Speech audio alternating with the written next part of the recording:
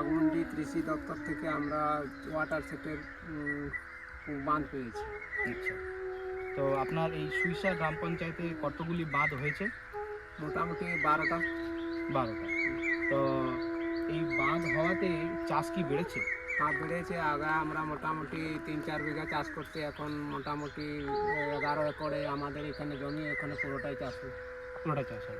তো ধান ছাড়াও কি অন্য কোনো কিছু চাষ করার কথা আপনার চাষ কি হচ্ছে?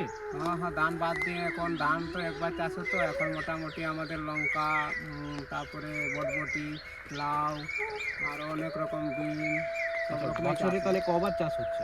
এখন 3বার চাষ হয়। তা আপনাদের আগে বিঘা প্রতি কত আয় হতো আর এখন কত মোটামুটি আয় কি বেড়েছে? আর বেড়েছে। আগে বিঘা প্রতি ধান চাষ করা হতো 3-3.5 হাজার টাকা হতো, এখন মোটামুটি প্রায় 25-30 হাজার টাকা।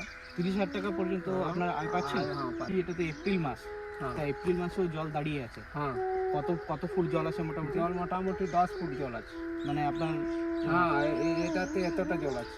আচ্ছা, আর এই জলটা আপনারা জমিতে পাঠান কিভাবে নিয়ে যাচ্ছেন জলটা? পাইপ দিয়ে, কালো পাইপ দিয়ে, কালো যেটা পাইপ। আমাদের আপনারা দিয়েছেন ব্লক থেকে। ওই ড্রিপ স্প্রিংকলার পাইপ। হ্যাঁ আচ্ছা, বাংলা কৃষি সিঁচাই যোজনার অন্তর্গত এই হ্যাঁ। পাইপটা। তো এই কালো পাইপটা এখানে কতজন চাষিরা ব্যবহার করছে কালো পাইপ? কালো পাইপ মোটামুটি গ্রামে সবাই পেয়ে গেছে। আচ্ছা,